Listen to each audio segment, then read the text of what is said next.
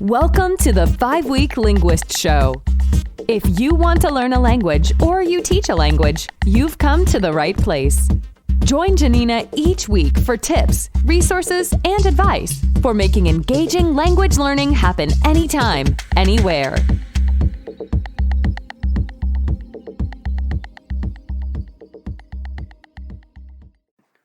Welcome to the 5-Week Linguist Show. This week we're going to talk about assessments, and I'm going to give you just 5 quick assessments that you can do in your language classes. And as a independent learner, these are great that you're going to measure your own progress here. So the key when you're thinking about assessment is really, can I do it, right? I mean, I think we're so lucky as linguists and as language learners and as teachers that the assessment is always built in, right, in a language. Can I do it, right? Is there something I can do? Do I know how to do it? If I don't, I can go and learn. So it's really quick, right? It's really just built in there. But for some easy ways to be able to assess yourself, I just want to talk a little bit about where you are, right?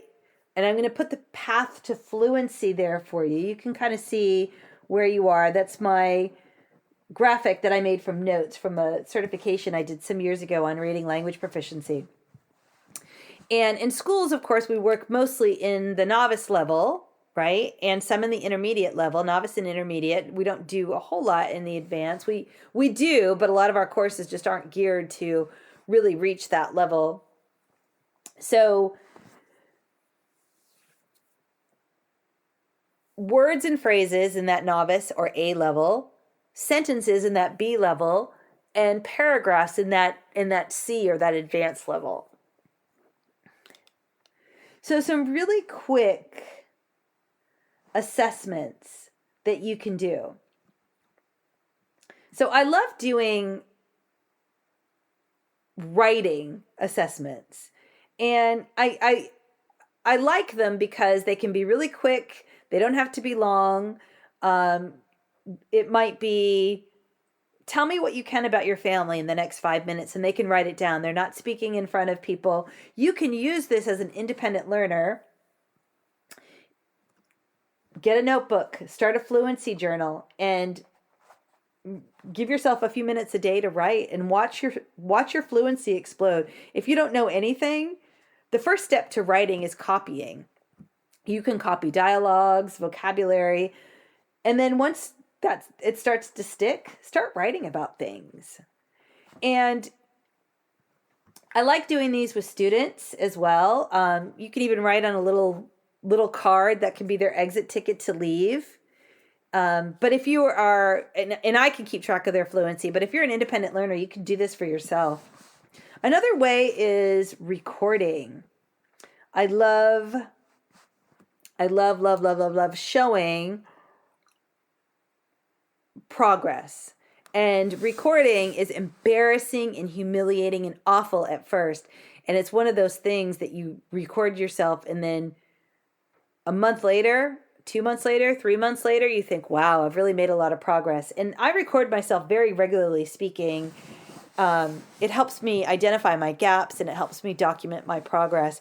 The things I talk about are really, they're not even to be addressed. They're not particularly important. They're just ways I'm learning how to communicate. And I love doing this just like you do with the journals, right? Talk. If you can't say anything, maybe you want to read some dialogues or read lists of words. And then as you're building your fluency, you can start using the recording without aids, right? And start using that to start documenting your progress.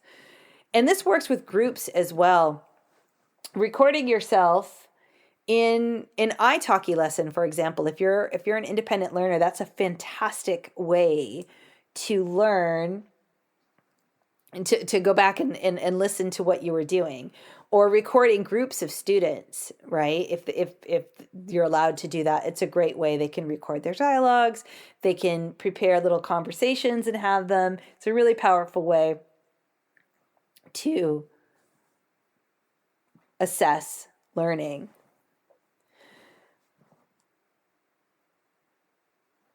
Textbook tests. If you're an independent learner, I would highly recommend going on Amazon and looking for used language textbooks. They're super cheap. You'll probably pay more for shipping, and a lot of them have a lot of quizzes already built in. And you won't have the answer keys, but a lot of them will be pretty. You may even be able to order the assessment kits. A lot of them are ones that are out of print, they're not using anymore, and they're used. People want to get rid of them. And it's a great little resource of, how you're doing in a language. And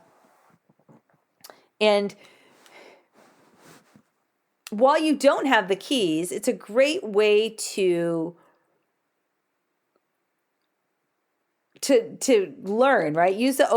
Treat it like an open book test, and do the same with students, group tests. They'll talk a lot about what's going on, what's in the book, what's the right answer, what's the wrong answer, and they'll kind of feel like they're doing something, but really they're just doing a lot of learning. So while you're calling it, a group test or team test or open book test or whatever it is you want to call it, there's actually just a lot of learning happening there. So it's sort of a tricky little way to get a lot of learning done with quote unquote assessment.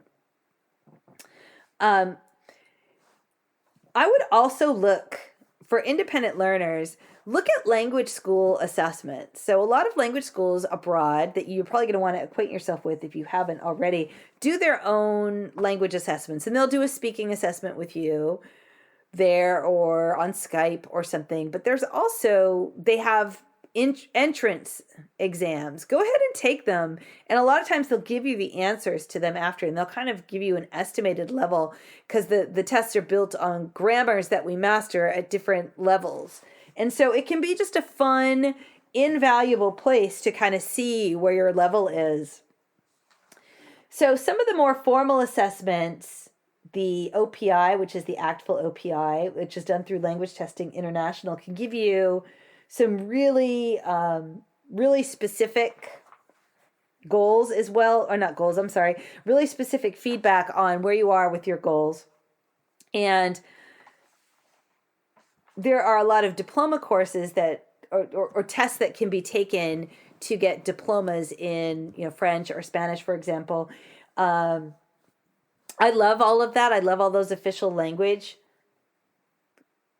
things, but that's really a kind of an end point, not necessarily, or something that you might need for an official, for a job qualification. I know that oftentimes they expect you in Spain to have, a diploma, language diploma showing your language proficiency. And a lot of jobs with the U.S. government, for example, would require an official rating with the ACTFL OPI. So, and they're expensive, and they're not always easy to prepare for. So, but these are some really informal ways that we talked about assessment. Language teachers, I'm going to add some short little videos for you on some CI vocab quizzes where you teach a set of words and the students are quizzed on them throughout as you're teaching them. And they start with comprehension, reading, and then end with writing. So they really follow that natural order. And I show you in the tutorials how to do it. I wouldn't recommend doing this on your own, but so that's not really for independent language learners. It's really just a quick assessment for language teachers. I offer a course on measuring your language, your progress in fluency in any language. And I'm going to put a link there below if you want to check it out for even more ways to assess your proficiency and your progress so you can reach your goals in a language. I hope you found this episode helpful. Until next time. Thank you for listening to the 5-Week Linguist Show with Janina Klimas. Join us each week here. And visit us at reallifelanguage.com/reallifelanguageblog for more resources for learning and teaching languages.